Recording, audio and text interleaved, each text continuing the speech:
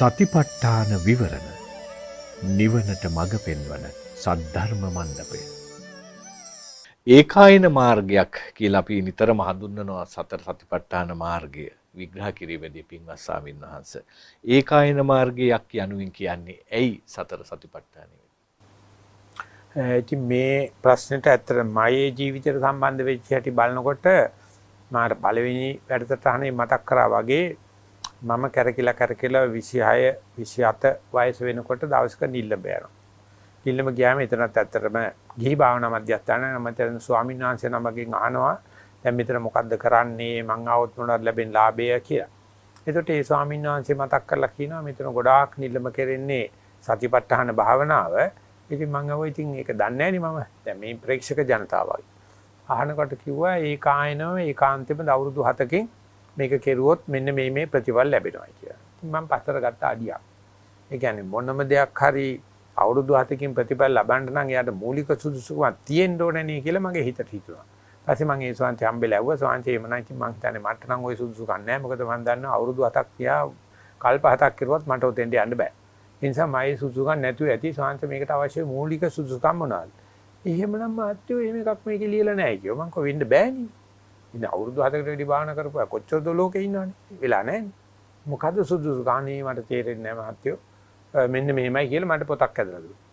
ඒ පොතේ පළවෙනි පිටුවේ ලියලා තිබුණ පෙරවදනක් this is the one and the only way කියලා. ඒකායන මාර්ගය කියන එක විස්තර කරලා තිබුණේ කටුකුරුන්දී ඥානানন্দ ස්වාමීන් වහන්සේ. this is the one and the only way. ඒතකොට දැන් මම කල්පනා කරා දැන් මම විශ්වවිද්‍යාලය ඉගෙන ගන්න නැත්තම් එහෙනම් මේ විශාල සීන බලාපොරොත්තු සිල්ලාර සහිත කෙනෙකුට ওই කායන මාර්ගයක් ලැබිලා තියෙනවා. හැබැයි මේක මේ දැන් හම්බුනේ. ඉතින් ඒකට මම දැන් හැදෙන්න එපායි. ඉතින් හැරීම සඳහා මම අහන්න තියෙන ඔක්කොම ප්‍රශ්න ඇහුවා. ඒක කොහොමද ඒ කායන මාර්ගයක් වෙන්නේ කියලා. ඉතින් අහනකොට කිව්වා මෙන්න මේ අසෝල හම්බෙන්න කියලා. ඉතින් ඔක්කොම යතේ දිගාන හරිය තිබුණ නිසා මට පිනක් තිබුණා. කිරුවට පස්සේ මම මේක හොයන ගියා. මේක බලනකොට ඇත්තටම බුදුරජාණන් වහන්සේගේ ශ්‍රී මුඛ දේශනාවක්.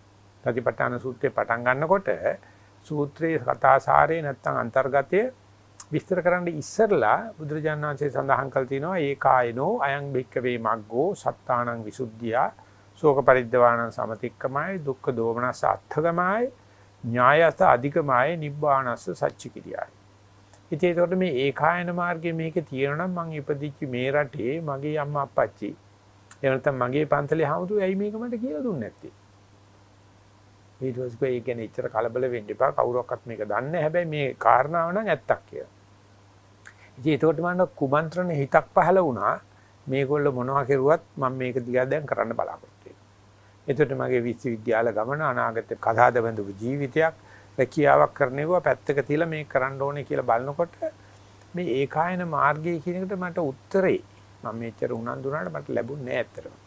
හැබැයි ඒ වුණාට මම අර පියවර ඉදිරියට තිබ්බා අර පොත කියවලා බලනකොට ඒ පොතේ පෙරවදන ලියපු පොතේ කතාසාරය තුල ඥානාරාම ස්වාමීන් වහන්සේගේ පෞරුෂත්වය පෙනී හිටියා. ඊපස්සේ ඥානාරාම ස්වාමීන් වහන්සේගේ මේ පොත හොයන්න මම ණයට ගත්ත පොතකින් තමයි ওই සත්ත්වවිසුද්ධි සහ විදර්ශනා ඥාන බලනකොට මට අර ප්‍රශ්න විසඳන්න ඕන කමක් නැහැ. කරන දේ තේරෙනවනේ දැන්. දැන් මෙහෙමයි කරන්නේ. ඉතින් ඒක තමයි අපි උත්සාහ කෙරුවේ. ඉඳගෙන මෙහෙම Tamange වෙන්නේ මොකද්ද කියලා වර්තමානයේ මොකද්ද වෙන්නේ කියලා හුදු ප්‍රේක්ෂකෙක් වශයෙන් බලන්නේ. මට අද මෙහෙම කියන්න පුළුවන් වුණාට එදා එච්චර දැනුවත් තිබුණේ නැහැ. නමුත් ඒ සඳහා මේ හුස්ම දිහා බලාන ඉන්නවා. ඉඳගෙන ඉන්නකොට පිම්බීම හැකිලිම දිහා බලනවා, වාඩි වෙනවා බලනවා කියන එක අපි ප්‍රායෝගිකව ලං කරගත්තානේ.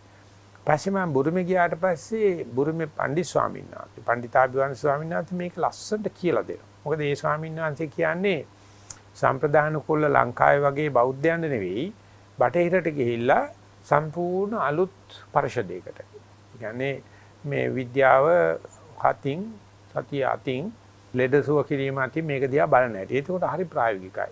ඒ ශාංශයේ අර්ථකථනය දුන්නේ මේ කායන මාර්ගය කියන එකට මේ බුදුරජාණන් වහන්සේ කරන කෙනාට සද්ධාව ඇති කිරීම සඳහා කරන දැන් වචනෙන් කියනවා මාකටිං. බඩු විකුණන්නේ ඉස්සෙල්ලා බඩු ගැන විස්තර කරනවා. මේක සාමාන්‍ය බුදුරජාණන් වහන්සේගේ දේශනාවල අඩුයි. මේකේ තියෙනවා තව සූත්‍ර දෙක තුනක තියෙනවා. ඒකෙමුත් බටහිර වගේ රටකට නැත්නම් අපි මේ අද කතා කරන ප්‍රතිසන්තාව කියලා හිතමු.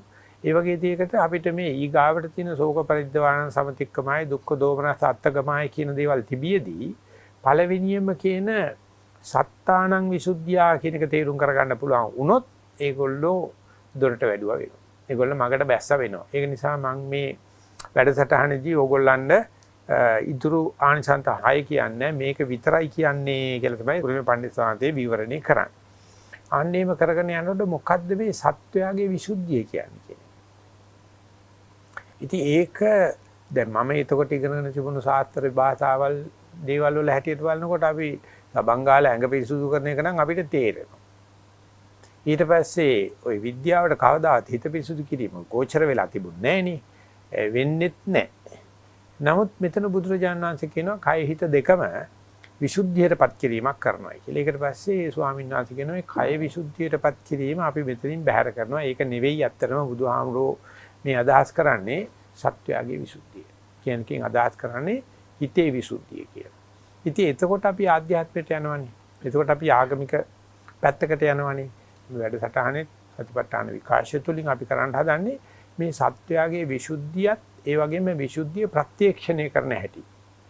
සතිමත් වෙනකොට මේක ප්‍රත්‍යක්ෂණය කරන හැටි තමයි යථා භූත ඥාන දර්ශනය කියලා කියන්නේ. ඇති හැටිය දැකීම කියලා කියන්නේ. අත්හදා බලන්න පුළුවන්කම කියලා කියන්නේ. අස්පනා අපිට බලනවායි කියලා කියන්නේ. ප්‍රත්‍යක්ෂණය කියලා කියන්නේ. ඉතින් ඒක තමයි විද්‍යාවේ හටගන්නේ. ඉස්ලාම විද්‍යාව කියන එක අත්හදා බලන්න පුළුවන් දෙයක් විය යුතුයි කියන විද්‍යාවේ තියෙන ප්‍රධාන උපමාන දෙකේ එකක් සර්වචනංශයේ ඉදිරිපත් කරපු හැටි තමයි මේ සතිය වඩනකොට විසුද්ධිය සිද්ධ වෙනවා කියන්නේ. ඉතින් විසුද්ධිය සිදුවීම සුත්ත නිපාතේ වගේ ප්‍රධාන ගැඹුරු සූත්‍ර තියෙනවා බැලුවොත් බණක් ඇහුවා නිවන් දැක්ක ඉච්චරයි. ඒක පාරටම නිකන් නිවන් දැක්කා. ඉතින් එහෙම වෙලා තිබිලා තියෙනවා කියන්නේ.